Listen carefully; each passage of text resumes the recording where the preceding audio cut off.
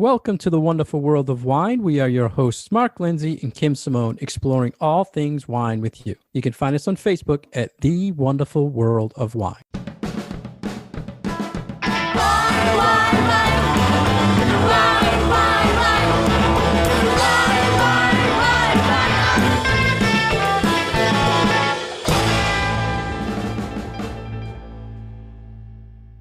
Welcome to the wonderful world of wine, everybody. Kim and I here every week on Franklin Radio, WFPR 102.9 FM. How are you, Kim? I'm well. How are you, Mark?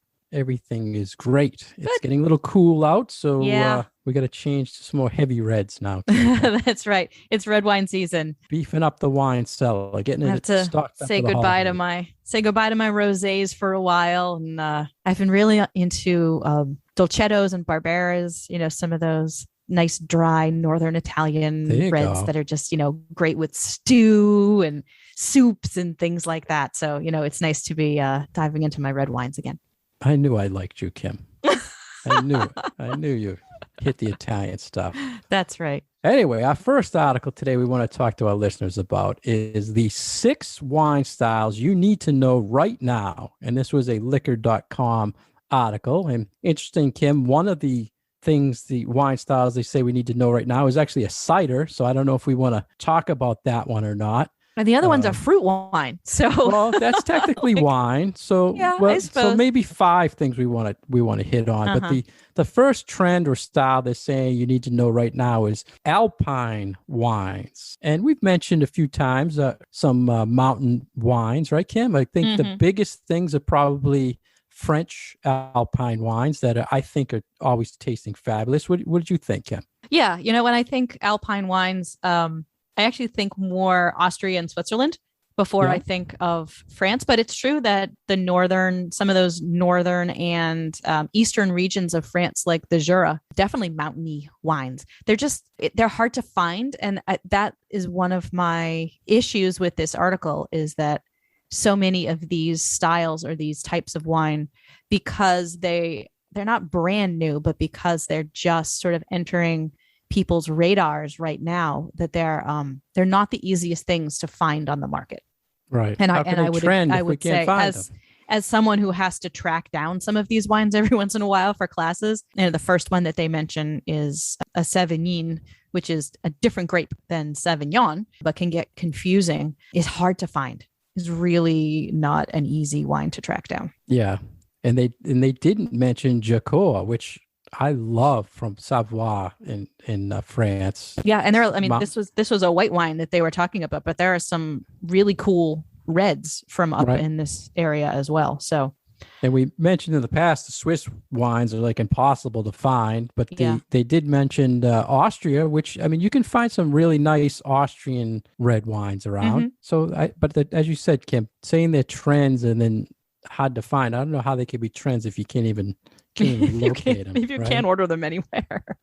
But they did mention also chillable reds wines you need to know right now. And what would you consider a chillable red? Kim, I actually think that this was something that was getting a little bit of buzz over the summer, because I think a lighter red that you can put a little bit of a chill on is something that is really summer appropriate and a nice way to be able to have a glass of red wine in the summer if you are a red wine drinker, or if you just tend to like a variety of different things like I do. So the particular styles that are excellent with a little bit of a chill on them, the classic one is Beaujolais. And we're actually moving into Beaujolais season right now as we approach, later fall. I know it's really just the beginning of fall, middle of fall now, but Beaujolais is one of those wines that's traditionally thought of for Thanksgiving dinner. But then there are things like Cabernet Franc, which I think is a great variety that, especially from the Finger Lakes, is getting better and better. And then other kind of off the beaten path things like Blaufränkisch, which I really love to say. And it kind of goes back to those Alpine wines, right? Because a lot of those reds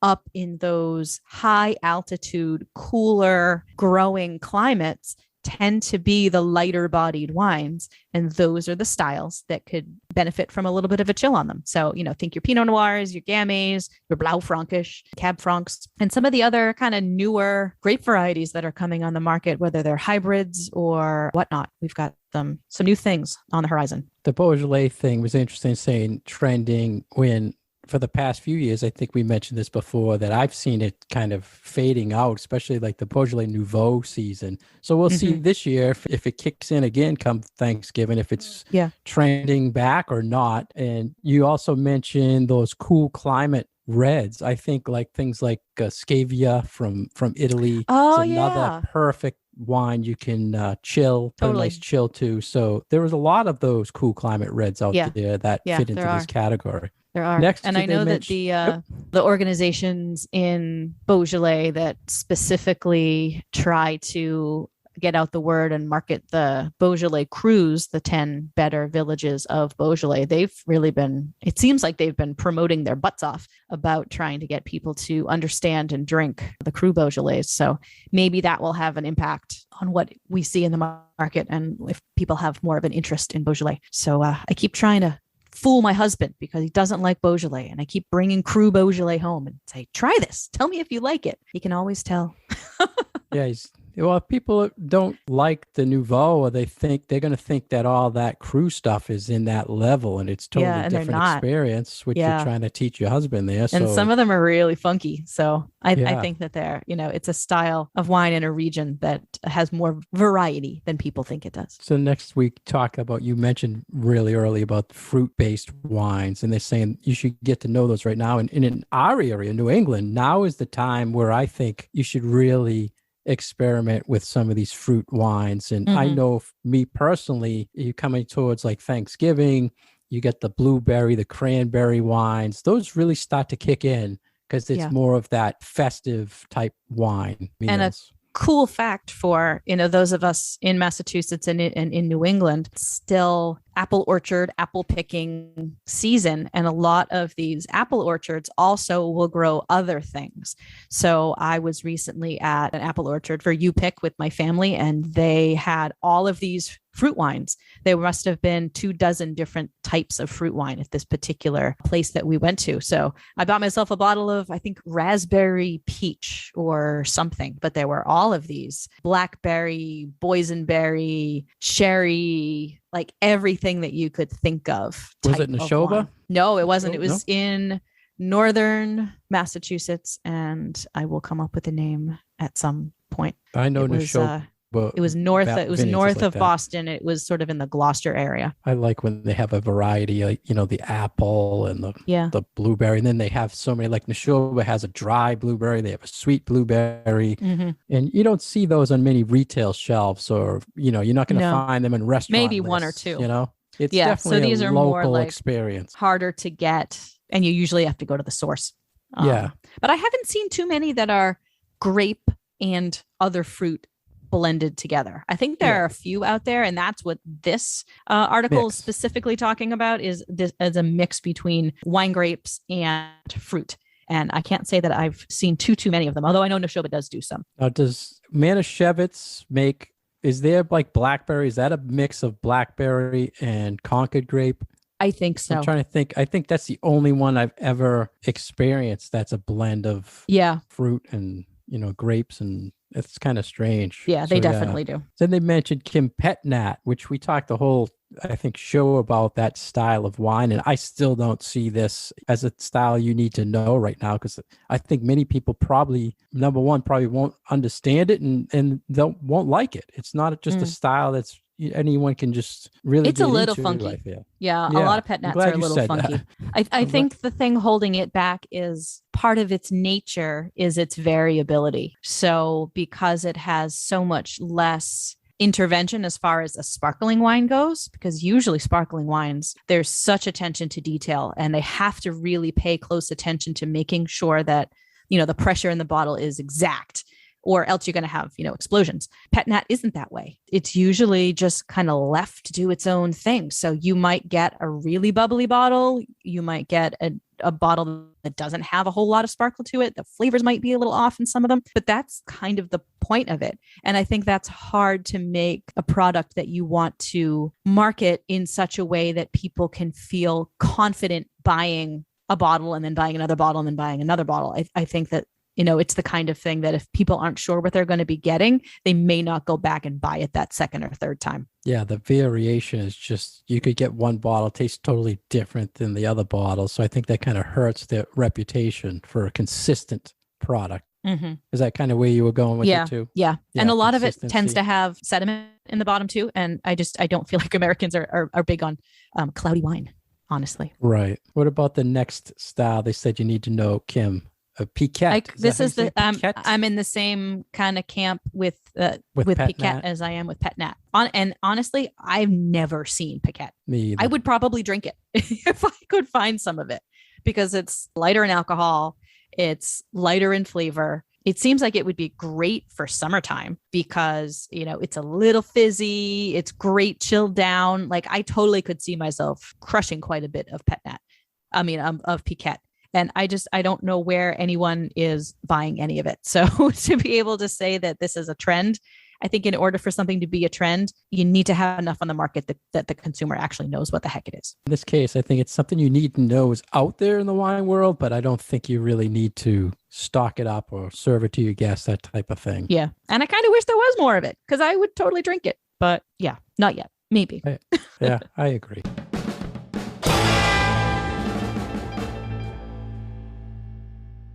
You're listening to The Wonderful World of Wine, and we are your hosts, Mark and Kim. You can find more information about Mark on his website, franklinliquors.com, and more information about myself at vinitaswineworks.com. And as always, you can find us on Facebook at The Wonderful World of Wine. Welcome back to The Wonderful World of Wine. Mark really wants to talk about this next article about one of my favorite styles of wine. And every once in a while, we come back to champagne and we talk about the different styles, what's going on with the vintage. And then there are all these myths that are sort of surrounding champagne. So we were talking before the break, Mark, that you learned some new things by reading this article, and I'm very curious about which champagne or myths you didn't know about. Well, usually, our listeners know you're the bubbly queen, and when we talk or even mention any articles on sparkling, you get all excited, and you kind of, not excited to talk about this today. And I was shocked. I was really shocked. I feel like we've done it over and over and over again.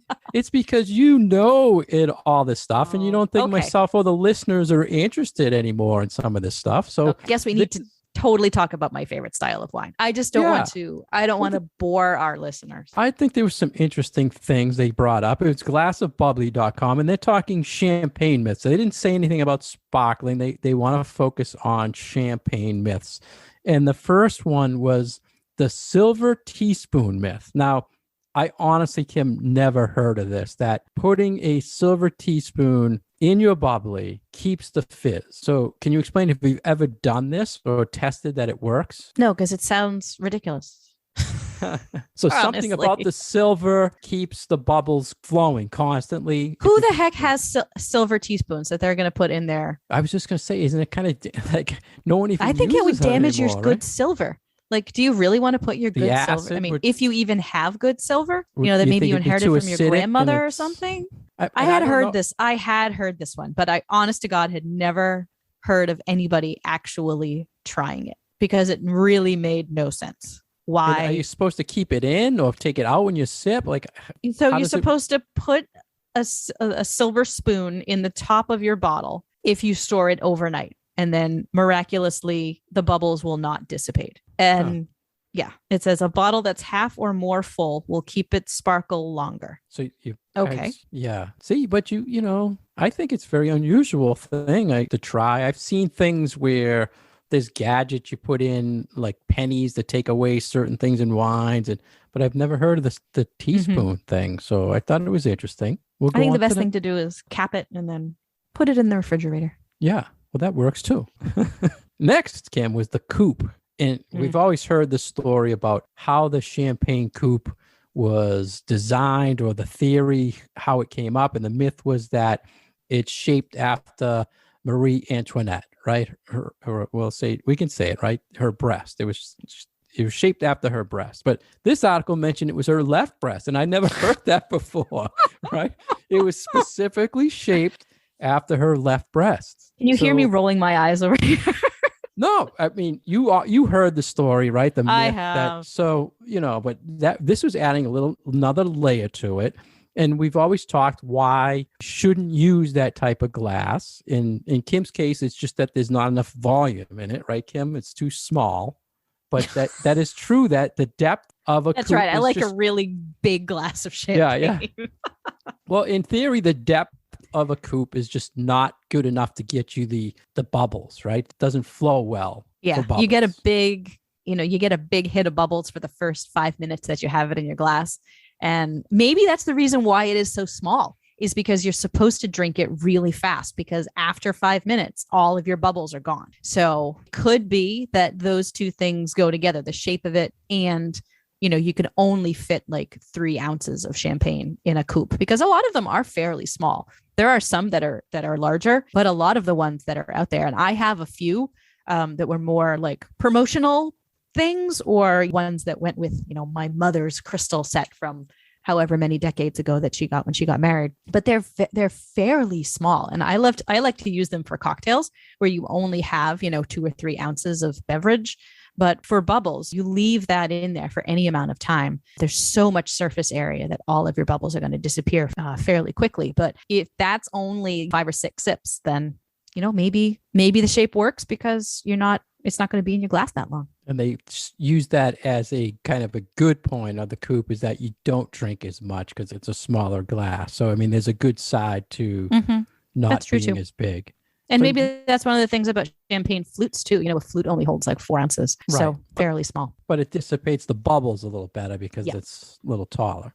So maybe you should ask now your mom, she has the coupe, she might have that silver teaspoon for you to test. I'll go grab my mom's silver.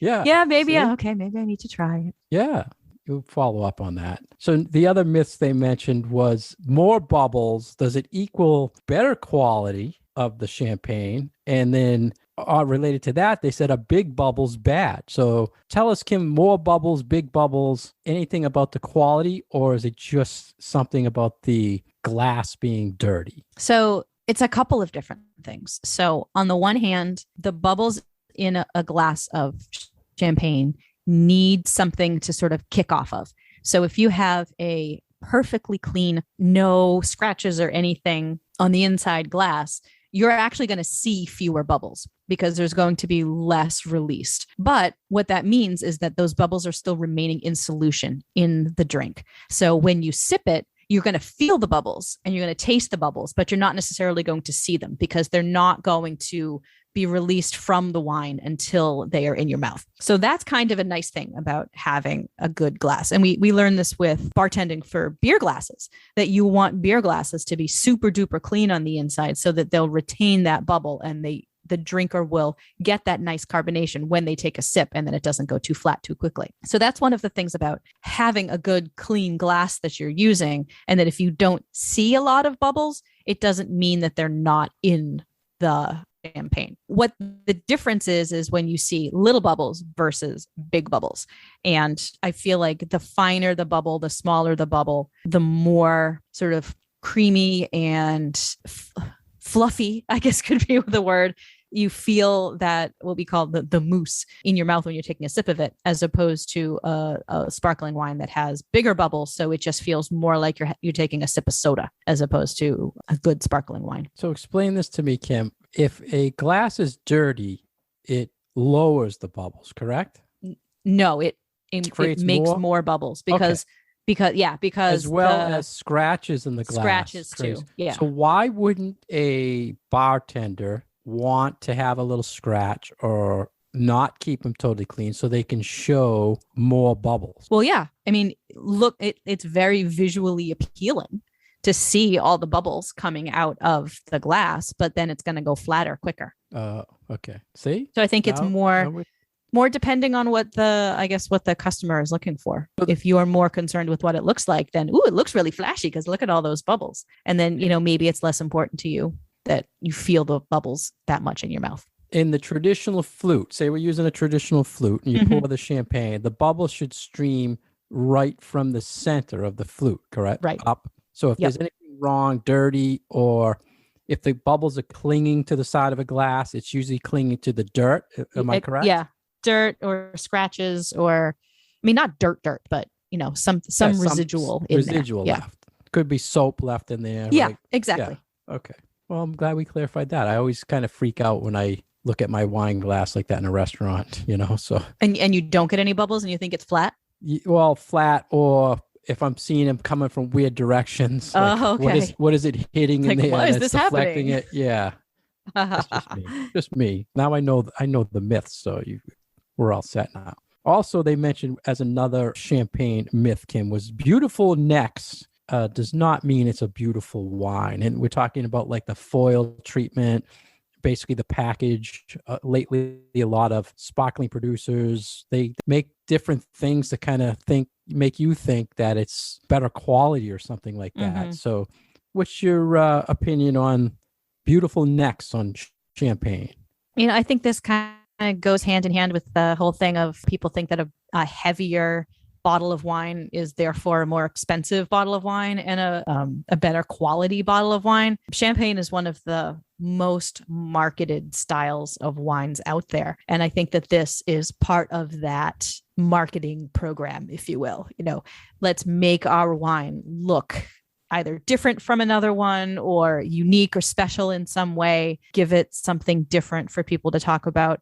So, there's kind of no rhyme or reason about why the foil collar has to look the way that it does. The cage is very important because it locks on there and it keeps the cork in and you don't want an accident. But the foil is more just for the aesthetics. And so that, this article mentions that, sometimes they don't want you to see how high the fill is because there can be some variability because of how they have to disgorge the yeast sediment from the wine before it gets corked and put on the market. Yeah, that's an interesting point because we mentioned this with normal still wines, like a screw cap, they have the foil, but when you open it, it's filled right to the top, but you can't see that air space because the foil covers it. So sparkling, it makes sense that when they disgorge it, they might not refill as high on all of them. So you would see a variability in the levels.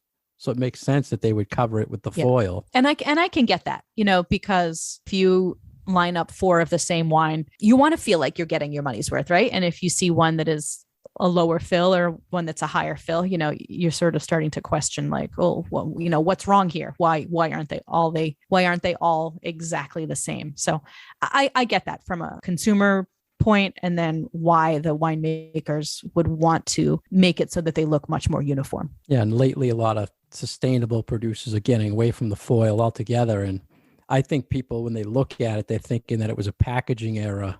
Mm-hmm. They don't see that foil top. They just see the cork exposed, and I think they kind of get freaked out about it, but it's good for the environment, I guess. Less to throw away. Yeah.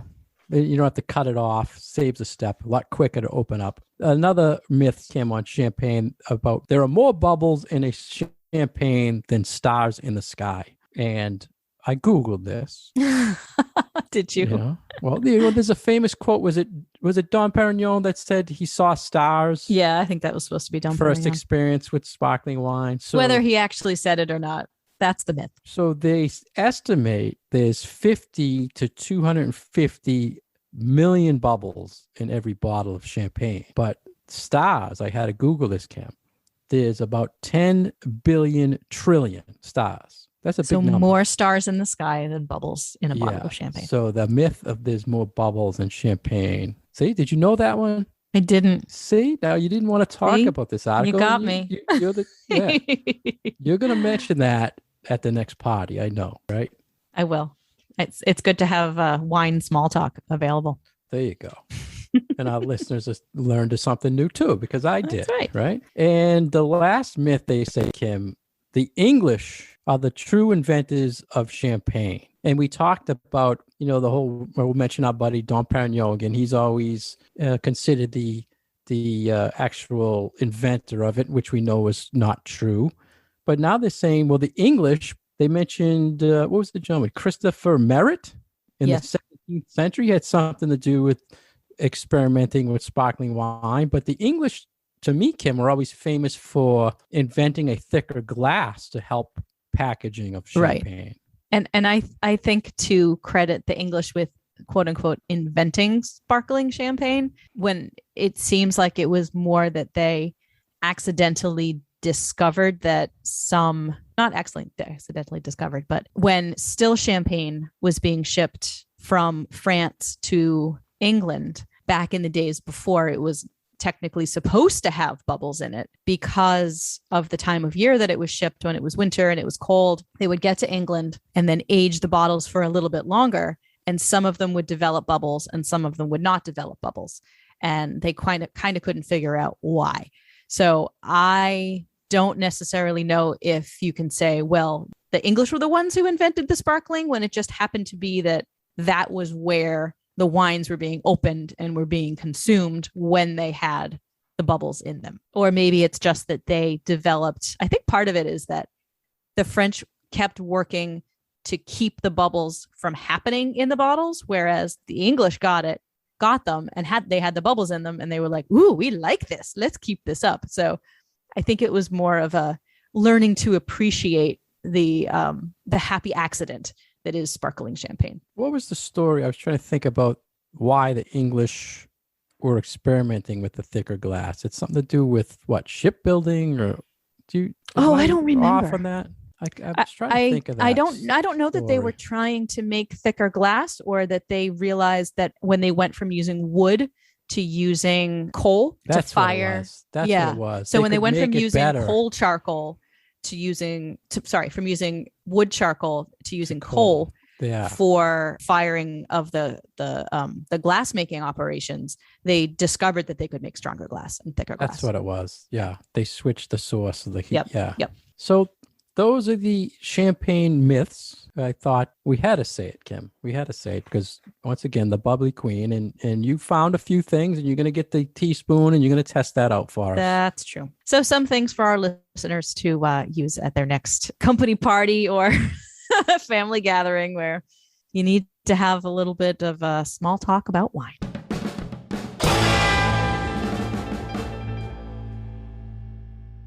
Thank you for listening to The Wonderful World of Wine today. We've been your hosts, Kim Simone and Mark Lindsay. You can find us on Facebook at The Wonderful World of Wine. Please feel free to leave us your questions and comments. And you can find past episodes on SoundCloud and iTunes. Cheers.